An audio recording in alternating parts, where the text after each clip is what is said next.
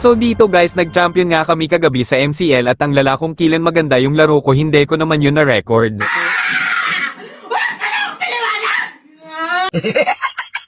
Kaya naisipan ko na gumawa ng highlight sa RG, ang kaso maiinis lang kayo sa mapapanood nyo. Paano ba naman ganito ang nangyayari sa akin? Panoorin nyo kung paano ako mabagbag ng nakasabay namin sa RG.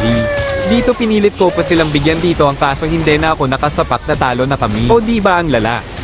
Kung killen RG yung nilaro ko, natalo pa. Second game. Kung napapansin ninyo dito na lamang sa score ang kalaban, kaya binigyan ko lang itong Leslie ng kalaban, natalo na ulit kami.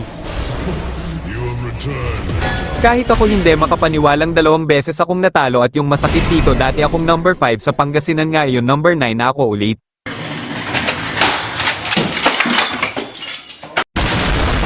Ako lang ba nakaka-honest neto tuwing main hero ko ginagamit ko laging natatalo, or para maniwala kayo ito ipapakita ko history ko sa inyo. Kaya naisipan ko na lang bakit hindi ako mag-classic, total lose streak naman ako, kaya pag-try pa natin mga bata sa classic, panoorin nyo na lang, salamat.